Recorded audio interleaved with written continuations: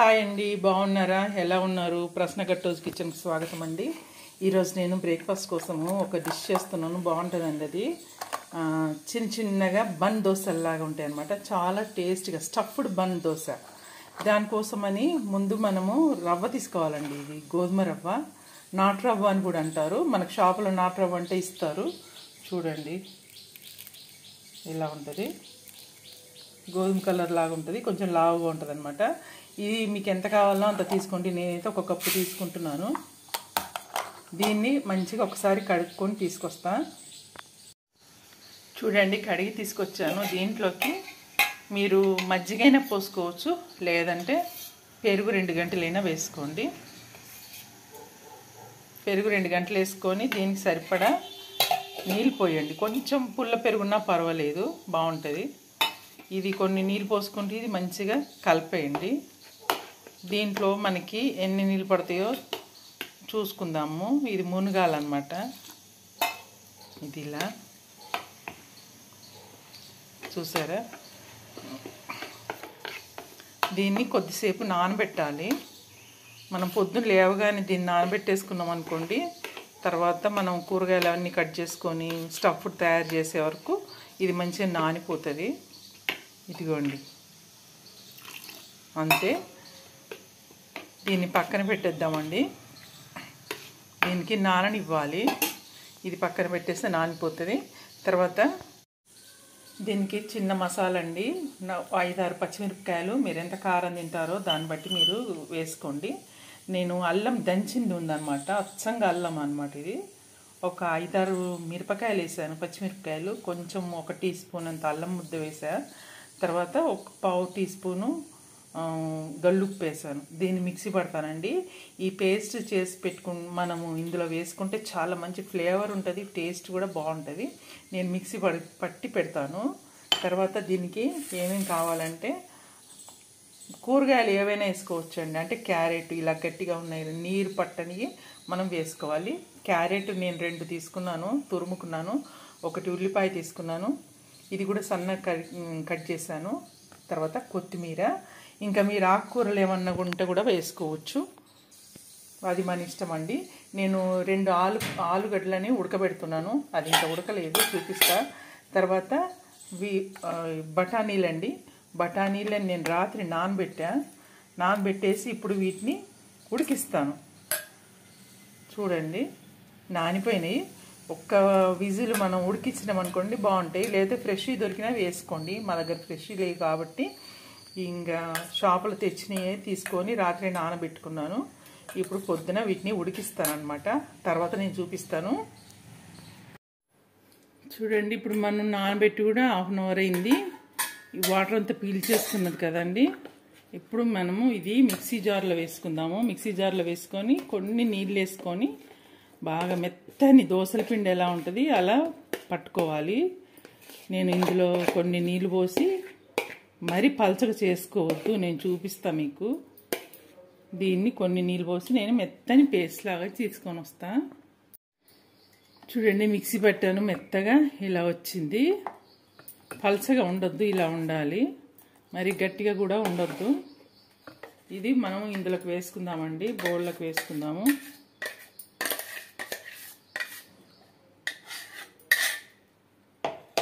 ఇప్పుడు దీనికి ఏమేమి వేయాలో చూపిస్తా. పిండికి సరిపోనే సాల్ట్ వేసుకోండి, కొంచెం తక్కువ వేసుకున్నా పర్లేదు. దీంట్లో మనం స్టఫ్ పెడతాం కాబట్టి స్టఫ్లో కూడా మనకి సాల్ట్ ఉంటుంది. ఇది కలిపేసుకొని ఇది పక్కన పెట్టేద్దామండి. ఇప్పుడు నేను స్టఫ్ కోసం అన్నీ రెడీ చేశాను కదా, అది ఎలా చేయాలో చూపిస్తా. ఇప్పుడు స్టఫ్ ప్రిపేర్ చేసుకుందామండి ఇందులో పెట్టడానికి. ఇప్పుడు నేను స్టవ్ కడాయి పెట్టుకున్నాను. దాంట్లోకి కొంచెం నూనె వేసుకోండి, ఒక 2 టేబుల్ స్పూన్ల నూనె వేసుకోండి. తర్వాత ఇది నూనె వేడెక్కిందండి. దాంట్లోకి 1/2 టీ స్పూన్ మినప్పప్పు, 1/2 టీ స్పూన్ శనగపప్పు, తర్వాత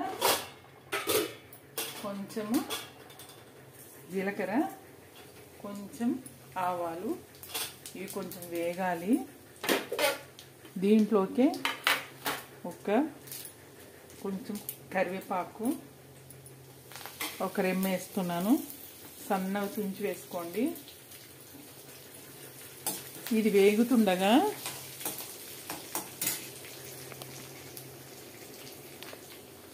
చూడండి, ఇది వేగుతుంది కదా. ఇప్పుడు మనం దీంట్లోకి ఉల్లిపాయలు వేసుకుందాము. కొంచెం వేగాలండి, పప్పులు కొంచెం కలర్ రావాలి. నేను స్టవ్ మీడియంగా పెట్టుకున్నాను, మరీ ఎక్కువ నేను మీడియంగా వండుకుంటే, మీడియంగా మంట పెట్టి ఏ వంటకమైనా చేస్తే చాలా రుచిగా వస్తుందండి. కొంచెం ఒక 10 minutes లేట్ అవుతుంది, కానీ చాలా టేస్టీగా ఉంటుంది. ఇప్పుడు వేగిందండి, చూడండి, ఇవన్నీ వేగినాయి, మరీ మాడిపోతుంది. పప్పులన్నీ వేగినాయి. దీంట్లోకి ఉల్లిపాయలు సన్న కట్ చేసుకున్నాను అన్నాను కదా, అది వేసుకుంటున్నాను. అది కొంచెం వేగాలి. దీంట్లో కొంచెం సాల్ట్ వేసుకుందాము, తొందరగా వేగుతుంది. చూడండి, సాల్ట్ వేగడానికి వేస్తున్నాను. సారీ ఏమో చెప్పాను. ఇది ఉల్లిపాయలు వేగడానికి కొంచెమే సాల్ట్ వేసాను. ఏదో చెప్తున్నాను, తప్పు చెప్తున్నాను, ఏమనుకోకండి. ఇది కొంచెం వేగాలి. చూడండి, ఇవి వేగినాయి కదా. ఇప్పుడు కొంచెం ఇంత తీసుకుంటున్నాను, సగం కూడా కాదు, పావు తీస్తున్నాను. తీసేసి ఇది పిండిలో వేసుకుందామండి. ఇట్లా వేసుకుంటే చాలా టేస్టీగా ఉంటుంది. మనకు పిండికి కూడా మంచి రుచి వస్తుంది. ఇందులో వేసుకోవాలి. తర్వాత అండి, ఇప్పుడు మనము మిక్సీ పట్టుకున్నాం కదా, అల్లం పచ్చిమిర్చి ఆ పేస్ట్, అది కూడా చూడండి, ఒక చిన్న టీ స్పూన్ అంత, 1/2 టీ స్పూన్ది, అది కూడా వేసుకుంటున్నాను. ఇప్పుడు ఉండండి, మాడిపోతుంది, చూద్దాము. దీంట్లోకి కొంచెం పసుపు వేసుకోండి. పసుపు వేసుకొని ఇప్పుడు దీంట్లోకి అల్లం వెల్లుల్లి పేస్ట్ వేసేయండి. మొత్తం వేసేసి ఒక్కసారి తిప్పుకోండి. తిప్పుకున్నాక దీంట్లోకి మనం క్యారెట్ తురిమాను కదా, ఇది వేసుకోండి. ఇది క్యారెట్ తురిమింది వేసి ఒకసారి కలిపేద్దాము. స్టవ్ సిమ్లోనే పెట్టుకోండి, లేకపోతే మాడిపోతుంది. ఇందులో మనం వాటర్ అదేమీ వేయట్లేదు కాబట్టి కొంచెం వేగే వరకు సిమ్లో పెట్టుకుందాము. ఇది ఒకసారి మూత పెట్టాను. ఇప్పుడు ఈ పిండి చూపిస్తా చూడండి. పిండి ఇందులో మనం కారం వేసాం కదా, పచ్చిమిరపకాయల కారం, ఇదంతా ఒకసారి ఇలా కలుపుకోండి. ఇలా చేస్తే ఏమవుతుందంటే, ఈ పిండి చప్పచప్పగా ఉండకుండా దీనికి కూడా మంచిగా కారము, ఇవి తాలింపు కూడా వేసాం కదా, పప్పులు అవన్నీ కూడా మనకి తింటుంటే మంచిగా పంట కిందికి వచ్చి భలే టేస్టీగా ఉంటాయి అన్నమాట. ఇలా ఉండాలి. ఇది పక్కన పెట్టేద్దామండి. దీని పని అయిపోయింది. బ్యాటర్ అయితే రెడీ అయింది. ఇప్పుడు స్టఫ్ చూసుకోవాలి. ఒకసారి ఇది మూసిద్దాము.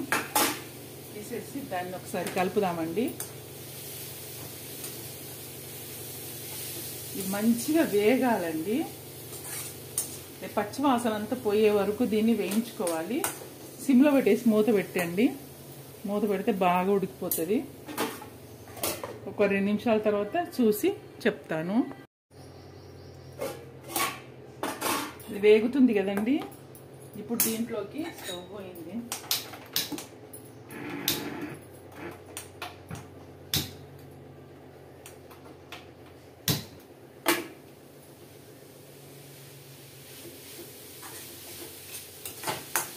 ఇది వేగుతుంది కదండి. ఇప్పుడు దీంట్లోకి మనము నానబెట్టుకున్న బఠానీలు, నేను ఒక్క విజిల్ వచ్చే వరకు ఉంచానండి కుక్కర్లో వేసి. ఇప్పుడు చూడండి, మరీ ఇట్లా స్మాష్ అయిపోవద్దు, ఇలా ఉండాలి. ఉడికిపోయింది కానీ ఇట్లా ముద్ద ముద్ద అవ్వద్దు అనమాట. ఇప్పుడు దీన్ని ఇందులో వేసుకుందాము. వేసేసి కలుపుకుందాము. కలుపుకొని మళ్ళీ మూత పెడతాను నేను. ఇది కూడా మంచిగా వేగుతాయి. బఠానీలు కూడా పచ్చివాసన అంతా పోతుంది. ఒకసారి కలుపుదామండి. ఇప్పుడు దీంట్లో మనం ఏమీ వేయలేదు కదా, ఇప్పుడు కారాలు ఉప్పులు వేసుకుందాము. మీకు ఆకుకూరలు ఉంటే ఆకుకూరలు కూడా వేసుకోవచ్చు అండి. ఇంకా వేరే కాలీఫ్లవర్ కానీ క్యాబేజ్ కానీ అలాంటివి కూడా వేసుకోవచ్చు. సాల్ట్ వేయండి, సరిపోని సాల్ట్ వేసుకోండి. మనం పిండిలో కూడా వేసాము, అది గుర్తుపెట్టుకోండి. అది ఇది ఎక్కువైపోతుంది, లేకపోతే కొంచెం తగ్గించో వేసుకోండి సాల్ట్. మళ్ళీ మీరు ఇలా డైరెక్ట్ అయినా తినొచ్చండి దీన్ని. ఈ బందోసల్లాగా భలేగా ఉంటాయి. లేదు ఏమైనా చట్నీ కావాలంటే కూడా పెట్టుకోవచ్చు. ఏమీ లేదు అంటే పెరుగు ఉంటుంది కదండి, పెరుగులో కొంచెము సాల్ట్, కొంచెం మిర్చి పౌడర్ వేసి దాంతోటైనా చిక్కటి పెరుగుతో తింటే కూడా సూపర్గా ఉంటుంది. ఇప్పుడు దీంట్లోకి మనం కారం వేసుకుందాము. నేను పచ్చిమిరపకాయల కారం వేసాను, అది సరిపోకుంటే అప్పుడు వేసుకోండి. నాకు కొంచెం తక్కువ ఉంది. ఇప్పుడు మనము ఆలు ఉడకబెట్టుకున్నాను కదండి, 2 ఆలుగడ్డలు తీసి ఉడకబెట్టాను, పొట్టు తీసి మొత్తం స్మాష్ చేసిన. దీన్ని ఇందులో వేసుకోండి, వేసేసుకొని కలపండి. చూడండి, నేను మూత తీసి చూసాను, మంచిగా వేగింది. కూర అంతా బాగా వేగింది, పచ్చివాసన అంతా పోయింది. చాలా టేస్టీగా ఉందండి. నేనైతే రుచి చూశాను, ఉప్పు కారాలు సరిపోయినాయా లేదా అని. బాగున్నాయి. ఇంక ఇప్పుడు దీన్ని దించేద్దామండి. దీంట్లో కొంచెం కొత్తిమీర వేసుకుందాము. కొత్తిమీర వేసి కలపండి. ఈ పిండిలో కూడా కొంచెం వేస్తున్నాను చూడండి, ఇదిగోండి, పిండిలో కూడా కొంచెం వేస్తున్నాను. ఇది కూడా కలిపేసుకోండి. ఇప్పుడు ఇది ఒకసారి కలిపేసి ఈ మిశ్రమాన్ని చల్లగా చేయాలండి. చల్లగా చేసిన తర్వాత మనము బన్ దోశలు ఎలా చేయాలో నేను చూపిస్తా. అంతే, ఇది చల్లగా అయ్యేదాకా చూద్దాము. చూడండి, నేను కడాయి పెట్టుకున్నాను, స్టవ్ వెలిగించా. ఇప్పుడు దీంట్లో ఒక టేబుల్ స్పూన్ నూనె వేసాను. ఇప్పుడు మనం అవి బన్ దోశలు ఎలా చేయాలో చూపిస్తా.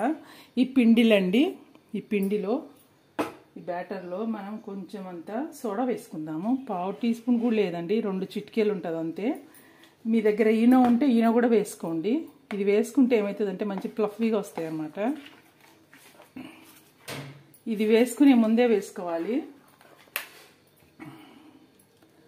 కాసేపు పైనగా చేసుకుందామని అనుకుంటే అప్పుడే వేసుకోండి. ఇది వేగానే చేస్తే ఏమవుతుందంటే మంచిగా దాని ఎఫెక్ట్ ఉండి బాగా పొంగుతాయి. చూడండి, ఇప్పుడు దీంట్లోకి మనం ఈ బ్యాటర్ వేద్దాము.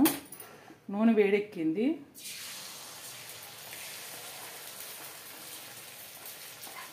ఇది ఒక్కటి తిన్నా సరిపోతుందండి, అంత బాగుంటుంది. ఇది కొంచెం ఇలా స్ప్రెడ్ చేయండి, బాగా మందంగా ఉండకుండా పిండి. ఇప్పుడు దీనిపైన కొంచెం పక్కకు అన్నాం కదా, ఒక్క లెవెల్కి వచ్చింది. ఇప్పుడు ఈ మసాలా ఉంది చూడండి, ఈ మసాలాని మనం దాంట్లో పెట్టుకుందాము. కొంచెం ఇట్లా వెడల్పుగానండి అనేసి ఇలా పెట్టండి. అది కవర్ చేయాలి. మళ్ళీ ఇలా పెట్టుకొని కొంచెం ఇలా నొక్కినా పర్వాలేదు. తర్వాత ఈ పక్కకు కూడా ఇలా పెట్టేసుకోండి. ఇట్లా బిల్లల్లా పెట్టకుండా కొంచెం కొంచెం ఇలా వేసుకొని మొత్తం నింపేసుకుంటే బాగుంటుంది. స్టవ్ అయితే సిమ్లోనే ఉండాలండి, ఇది మంచిగా వేగాలన్నమాట. ఇది ఇప్పుడు ఇది కిందది పిండి గట్టిపడింది. ఇప్పుడు దీనిపైనుంచి మనము బ్యాటర్ వేసుకుందామండి. ఇది ఒక్కటి తింటే సరిపోతుందండి. ఇది చూడండి, ఇలా కొంచెం ఇలా స్ప్రెడ్ చేయండి. అది కనపడకుండా, మసాలా కనపడకుండా మనం ఇది స్ప్రెడ్ చేసుకోవాలి. అంతే. ఇలా కడాయి చిన్నగా ఇట్లా దగ్గరకున్న దాంట్లో వేసుకుంటే బాగా వస్తుందండి. పేనం మీద వేస్తే మటుకు రాదు. ఇప్పుడు దీన్ని నేను మూత పెడతాను. మూత పెడితే మంచిగా కుక్ అవుతుంది. ఒక్క 2 నిమిషాల తర్వాత చూద్దాము. స్టవ్ అయితే సిమ్లోనే ఉండాలండి. ఒకసారి చూద్దామండి, చూసి దాన్ని తిరిగేద్దాము. చూసారా, పైన కూడా మంచిగా డ్రై అయిపోయింది. మూత పెట్టాలండి, కంపల్సరీగా మూత పెట్టాలి. ఇదిగోండి, ఇంత బాగా వస్తుందో చూడండి. ఇదిగో ఇప్పుడు ఈ 2 పక్కలు కూడా ఈ కలరే రావాలి. కొంచెం ఆయిల్ వేసుకోండి చుట్టుగా, కింది వైపు కూడా బాగా కాలుతుంది. కొంచెం వేసుకోండి, ఎక్కువ లేదు. ఇది మరీ ఎక్కువ ఆయిల్ కూడా పట్టదండి, ఆరోగ్యానికి ఎంతో మంచిది. గోధుమ రవ్వే కదా, మనకేమి ఇబ్బంది కాదు. బఠానీలు, ఆలు అయితే మనం రెగ్యులర్గా తినే ఐటమ్సే కదా. మళ్ళీ ఆ పక్కన కూడా ఇంత రోస్ట్ అయ్యేదాకా ఉంచి అప్పుడు చూద్దాము. చూడండి, మూత తీసి చూశాను, ఎంత బాగైందంటే చూడండి. అది ఇట్లా మంచి కాలాలండి. నేను కింది వైపు కూడా ఇంకో కొంచెం సేపు పెడతాను. మంచిగా గట్టిగా అవుతే టేస్ట్ బాగుంటుంది, కరకరగా ఉంటుంది. లోపల మంచి సాఫ్ట్గా మసాలా తొట్టి అద్దరిపోతుందండి. మామూలుగా ఉండదు. ఇది స్టఫ్డ్ దోశ అంటే మజాక అన్నట్టుగా ఉంటుంది, అంత బాగుంటుంది. ఒక్కసారి చేసుకొని చూడండి, మీకు చాలా నచ్చుద్ది. ఒక్కటి తింటే చాలండి, మన పొట్టు నిండిపోతుంది. పని కూడా తొందరగా అయిపోతుంది, ఎక్కువ లేనే లేదు. ఈ మసాలా కూడా ఏమైనా మిగిలిందనుకోండి చపాతీలకు మనం తినొచ్చు, రైస్లోకి సైడ్ డిష్గా తినొచ్చు. 2 విధాలు కూడా పనిచేస్తుంది. ఎవరన్నా వచ్చినప్పుడు చేసి పెట్టండి, అదిరిపోద్ది. ఓకేనా? మరి మేము ఇంత శ్రమపడి చేస్తున్నాం కదండి. ఒక్క లైక్ కొట్టండి, ఒక్క లైక్ చేయండి, మీరు షేర్ చేయండి, సబ్స్క్రైబ్ చేయండి. కొత్త వాళ్ళు ఎవరైనా చూసేది ఉంటే థ్యాంక్ యూ అండి, సబ్స్క్రైబ్ చేసుకోండి. ఓకే, మరి దీన్ని తిరిగేసుద్దామా? ఇదిగోండి, ఇటువైపు కూడా బాగైంది. ఇప్పుడు నేను దీన్ని తీసేస్తున్నాను. ఇప్పుడు ఇంకొకటి వేస్తా. మళ్ళీ 1 టేబుల్ స్పూన్ నూనె వేసుకోండి.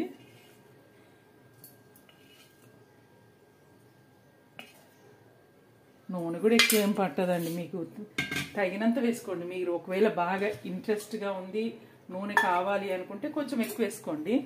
లేదు మనం కొంచెం డ్రైగానే తినాలి అనుకుంటే తక్కువ వేసుకోండి. ఇప్పుడు మళ్ళీ బ్యాటర్ వేద్దాము. ఇప్పుడు దీన్ని కొంచెం ఇలా స్ప్రెడ్ చేయండి. ఒకే దగ్గర ఉంటే పిండి బాగా ఒక దగ్గర ఉంటే ఆ టేస్ట్ బాగుంటుంది.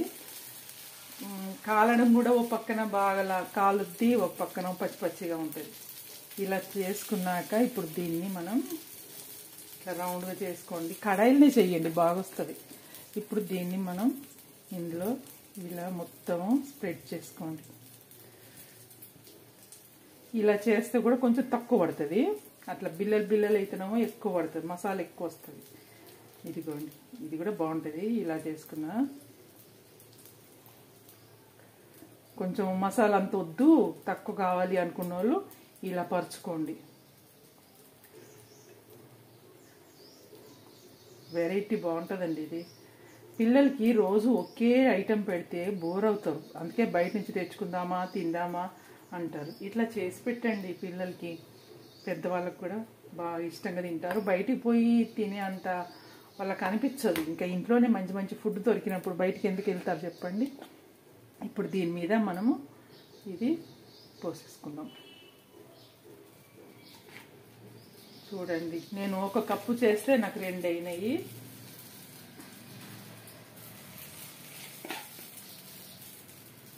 ఇది మంచిగా స్ప్రెడ్ చేసుకోండి. ఇంకా అయిపోయింది చూసారా? అసలు ఏమీ కాకపోతే నాకు కొంచెం మసాలా మిగిలింది, రైస్లోకి పెట్టుకుంటాం మేము. మధ్యాహ్నం లంచ్లోకి పనిచేస్తుంది. ఇట్లా అయిపోయిన తర్వాత సైడ్ల నుంచి కొంచెం అంతా ఆయిల్ వేసుకోండి, ఇంకా క్రిస్పీగా వస్తుంది. ఇది నేను నిన్న పకోడీలు చేశాను, అందులో మిగిలిందనమాట కొంచెం నూనె. ఇప్పుడు మళ్ళీ దీన్ని మనం మూత పెట్టేద్దాం. మూత పెట్టేసి అది కూడా రోస్ట్ అయ్యేదాకా చూద్దాం. చూడండి, దీన్ని కూడా మనం తిరిగేసుకుందాము.